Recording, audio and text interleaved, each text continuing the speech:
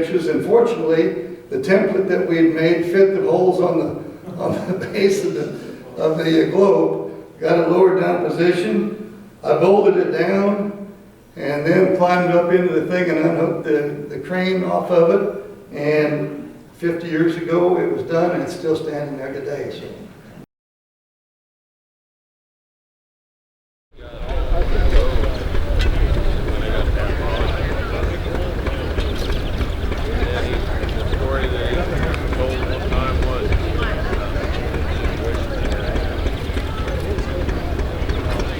Usually the only team there.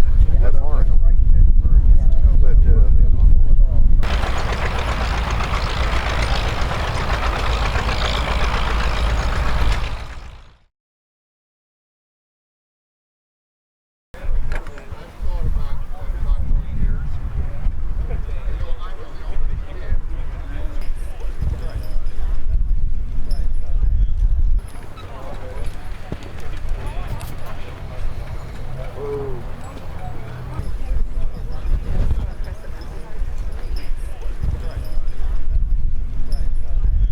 Isn't this just the most fun thing you've seen in a long time? I have not seen that many smiling faces since the plowing event last July.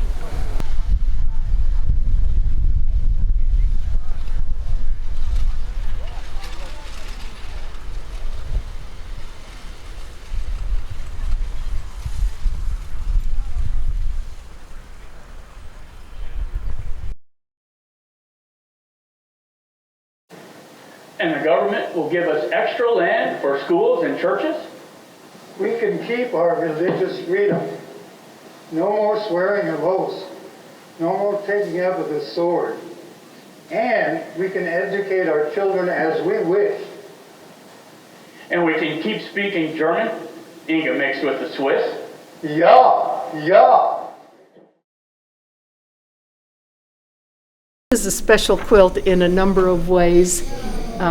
For one thing, when you have points like that, it's hard to make the points exactly perfect. My mother, back in 1974, after the Swiss Mennonite centennial celebration, was inspired to design and make this quilt.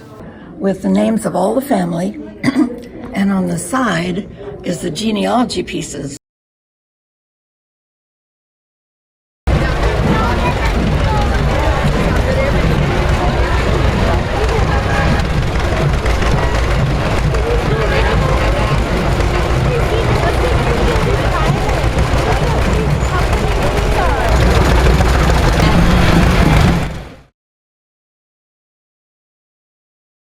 Our newest art piece here in Moundridge. no, in composing the way the pieces went on it, we look at the top first to see how it looks. This sculpture will help us to remember and thank God for what those immigrants did for us in 1874.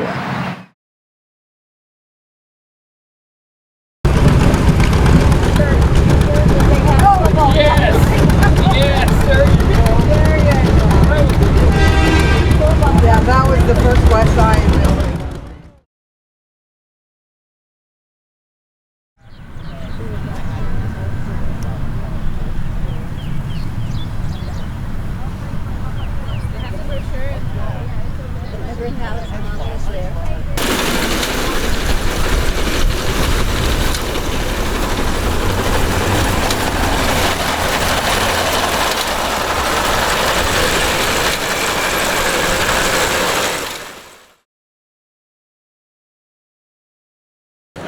Good evening and welcome to this anniversary celebration commemorating 150 years of the life in the United States by a group of Swiss Wahinian Mennonites from Ukraine. We are brought together this evening by the confluence of two anniversaries. There is, of course, the arrival of our ancestors in 1874, but of equal importance for this observance is the establishment of the Swiss Mennonite Cultural and Historical Association, founded to head up our centennial celebration in 1974 and maintained since that time to educate descendants of the Swiss Mennonites on the origin and culture of our group. And the result was, in part, a process of figuring out which hymns could be considered part of the tradition and which hymns were new or even foreign in some ways to these Mennonite repertoires. Amen. Hallelujah.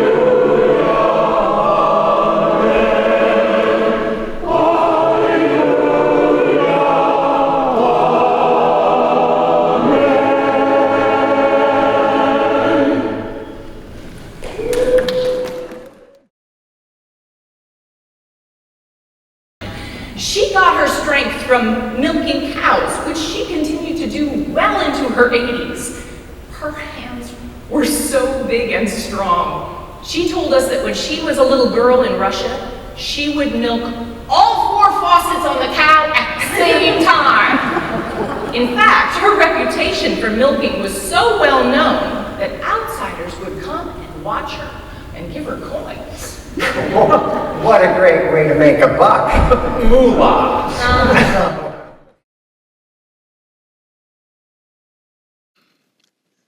If you want a summary of 16th century Anabaptism, here it is, right here. If you remember nothing else from this talk, remember Lynn Miller's comment that Jesus meant what he said and he was talking to us. The Anabaptists lived in the lush Emmental Valley, and in the beautiful scenery of this valley, the Cradle Hill was pointed out. And nestled within the hills surrounding the valley, there were many small villages and farms which held great significance for the Cradles, the Gehrings, Kaufmans, Longeneckers, Baumgartners, and many others. When they learned I was Low German out of Russia, are you kidding, Raylene? I wanted to smack them, but I so loved their mom's Bonabruggy that I wouldn't have thought of doing it. And finally, between vertical and horizontal commitments. Love the Lord your God with heart, soul, mind, and strength. Love your neighbor as yourself. That if you're all one or the other, you're in trouble. You need to balance those. We got blood work that came back that showed that I had an immunodeficiency, and so they did a genetic test looking for diseases that they know caused a immune deficiency. That was how the result came out. It had nothing to do with my heritage or the genetic pool or my propensity to have this diagnosis. And that's the story of most people. There's no way to approach this topic if I start lifting out names and highlight this person. You'll say, why didn't you talk about my grandpa or my dad or whatever? So prepare to be unhappy with me when you leave. But approaching the topic, I toyed with different angles, and I picked 5 stories that I want to share. And they are people who influenced the world in a different way, but backing it up to an Anabaptist Schweitzer position. And on February 5, 1895, the congregation votes to separate, not to split, just separate. So they remain one congregation. Their families and their few belongings were loaded onto wagons. Final goodbyes were said to those staying in Russia. My grandpa said they had all-night farewells. It was like a funeral. He said we knew we would never see them again. There is a tradition or a legend that says that when they met at the train station for the last time, there were those who were going, there were those who were staying, and they were saying goodbye and saying goodbye until eternity. And it is said that this song was sung whenever they had one of those parting meetings. It is well sung. It didn't sound like that on the platform. They sang through their tears.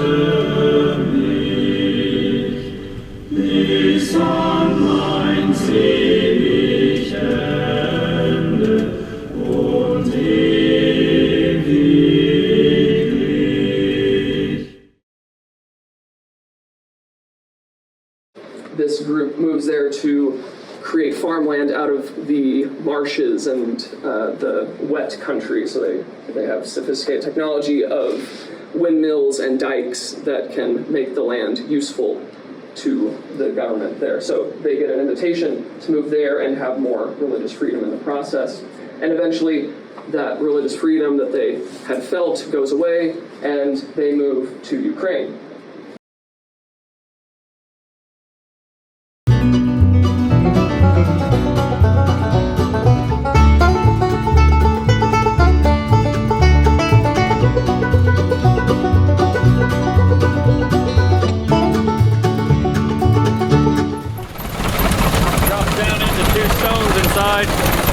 One's stationary, one's turning off the tractor, and the stones are pressed together. That's how fine we get it, how fine the flour. And then it just drops out down here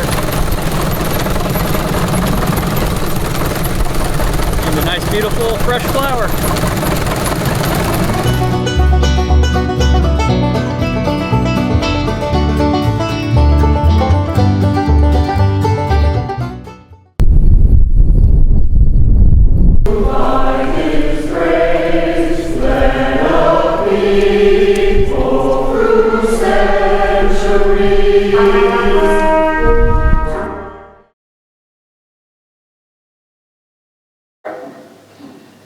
Occasions like this tempt us to narrow our attention to the good soil and the abundant harvests. And to be clear, we have known good soil. We've seen an abundant harvest or two. But we don't have to look that long before we realize there is more to the story. There is rocky ground. There are thorny places and hard-worn paths. This is our story.